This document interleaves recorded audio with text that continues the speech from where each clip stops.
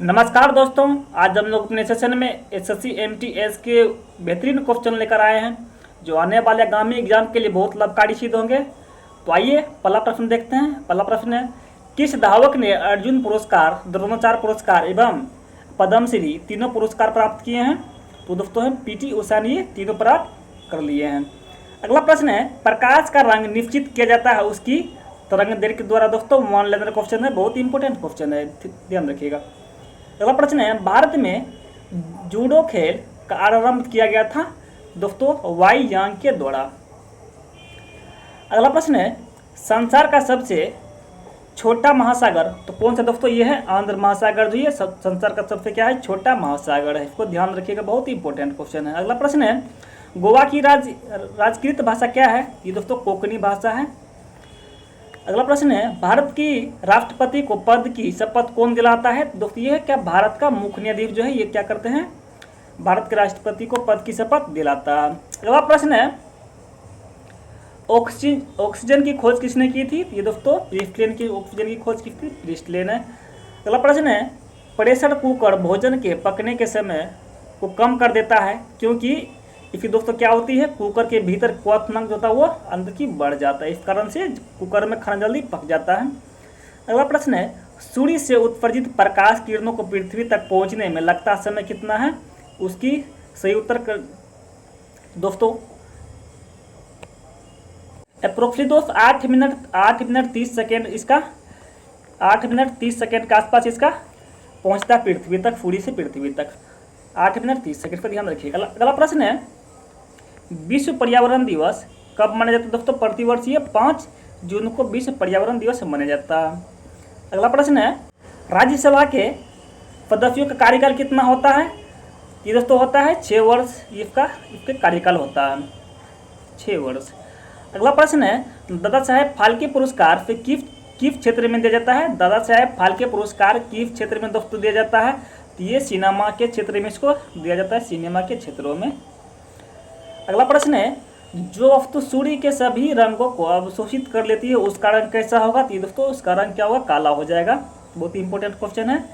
अगला प्रश्न है, पाकिस्तान में किसे भारत का उच्च आयुक्त नियुक्त किया गया है? दोस्तों शिव शंकर मेनन को उच्च आयुक्त नियुक्त किया गया है। अगला प्रश्न है, मानव शरीर में क्रोमोसोम्स की संख्या कितने होते हैं? क्रोमोसोम्स की संख्या कितनी दोस्तों? ये 46 होती है, 23 जोड़ा होती है, 23 जोड़ा भी पूछ सकता है, 23 जोड़ा। अगला प्रश्न है,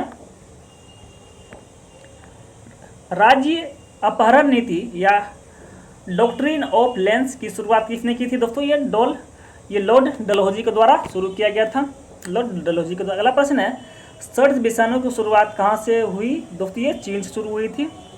अगला प्रश्न है, हिरोशिमा दिवस कब मनाया जाता है? ये दोस्तों 6 अगस्त को मनाया जाता है क्योंकि 6 अगस्त को इस पर बम गिराया गया था। अगर दोस्तों बोला जाए कि 6 अगस्त को कौन सा बम है? दोस्तों ये लिटिल बॉय के नाम से इसका था, लिटिल बॉय इसका नाम था। अगर बोला जाए कि नागासाकी, दोस्तों ये 9 अगस्त को गिराया गया था और दोस्तों इसका नाम क्या था, फैटमैन इसका नाम था, लिटिल मैन और फैटमैन, लिटिल बॉय और फैटमैन। अगला प्रश्न दोस्तों, पोंगल त्यौहार हर वर्ष 14 फरवरी से आंध्र प्रदेश, तमिलनाडु तथा कर्नाटक में सूर्य तथा पशुओं की आराधना हेतु तथा नई फसलों के काटने के उपलक्ष्य से मनाया जाता है। ये दोस्तों और इसकी ये दोस्तों क्रिसमस है, जो ईसा मसीह के जन्मदिन के उपलक्ष्य में हर वर्ष 25 दिसंबर को ये मनाना दोस्तों क्या है, त्यौहार है। अगला प्रश्न है, विक्रम साराभाई अंतरिक्ष केंद्र कहाँ स्थित है? ये दोस्तों कहाँ है, तिरुवनंतपुरम में ये स्थित है। अगला प्रश्न को देखते हैं। अगला प्रश्न है, चिपको आंदोलन प्रारंभ करने वाला व्यक्ति कौन था? ये दोस्तों SL बहुगुणा थे, सुंदरलाल बहुगुणा थे ये। अगला प्रश्न है, संयुक्त राष्ट्र संघ का मुख्यालय कहाँ है? दोस्तों ये न्यूयॉर्क में स्थित, कहाँ है, न्यूयॉर्क में स्थित है, ये न्यूयॉर्क हो जाएगा। अगर दोस्तों इसकी कुछ मुख्य फैक्ट को देखा जाए, सरहुल चैत मास में झारखंड के आदिवासियों के द्वारा मनाया जाने वाला हर्षोल्लास त्यौहार है, जो महाराष्ट्र से चैत मास से मनाया जाने वाला ये नववर्ष त्यौहार है। पश्चिम बंगाल में 14 अप्रैल को नववर्ष के रूप में मनाया जाने वाला त्यौहार है और पारसेक दूरी मापने की सबसे इकाई है और सेटेलाइट टेलीकम्युनिकेशन अर्थ सेटेलाइट अहमदाबाद में स्थित है। और रोलिंग प्लान की अवधारणा को 5वीं पंचवर्षीय योजना के दौरान अपनाया गया था।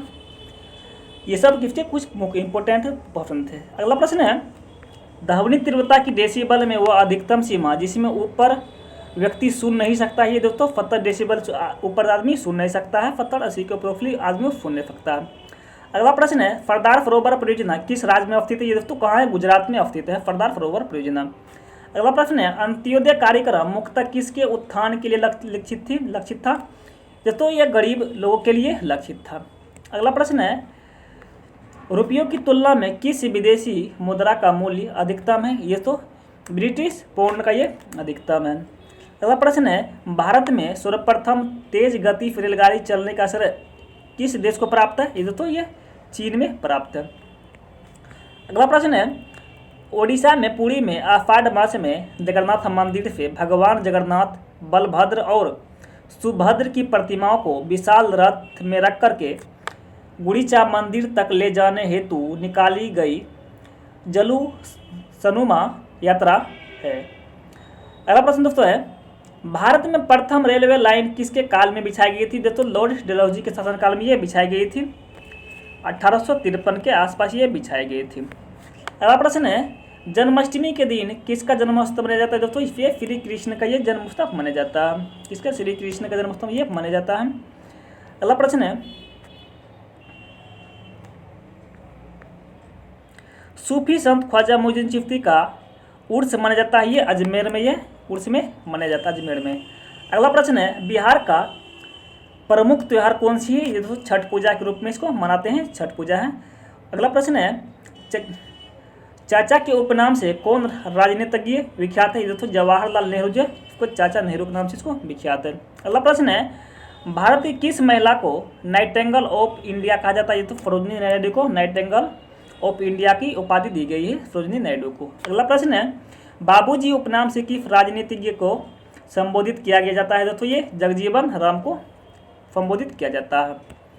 अगला प्रश्न है, भारत का बिस्मार्क किस महापुरुष का नाम है, या किसको जाना जाता है बिस्मार्क के नाम से, दोस्तों सरदार वल्लभ भाई पटेल को जाना जाता है। अगला प्रश्न है, महामना के उपनाम से किसको जाना जाता है, या कौन राजनीतिक को जाना जाता है, ये दोस्तों पंडित मदन मोहन मालवीय को जाना जाता है।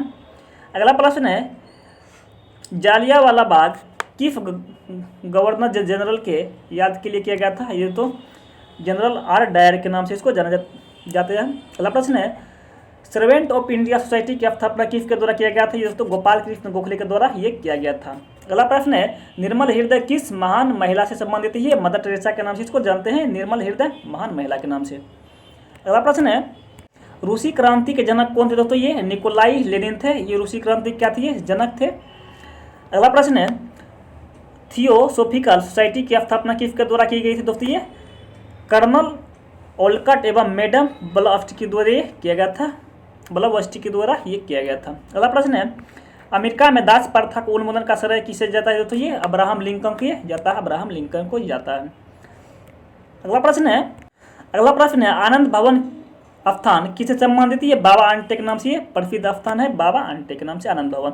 अगला प्रश्न है, राष्ट्रीय राजमार्गों का चौराहा किस नगर को कहा जाता है, दोस्तों ये कानपुर को कहा जाता है, बहुत इंपॉर्टेंट क्वेश्चन है। अगला प्रश्न देखिएगा, अमेरिका के किस नगर को ग्रेट व्हाइट वे कहा जाता है, दोस्तों न्यूयॉर्क को कहा जाता है।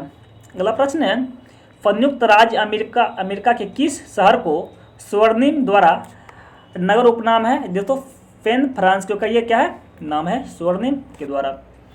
अगला प्रश्न है, किस देश को मध्यरात्रि के सूर्य का देश कहा जाता है, ये नॉर्वे को कहा जाता है। अगला प्रश्न है, भारत के कौन सा नगर इस्पात नगरी के उपनाम से विख्यात है, ये दोस्तों जमशेदपुर जो है ये क्या है, इस्पात नगरी के नाम से ये प्रसिद्ध है।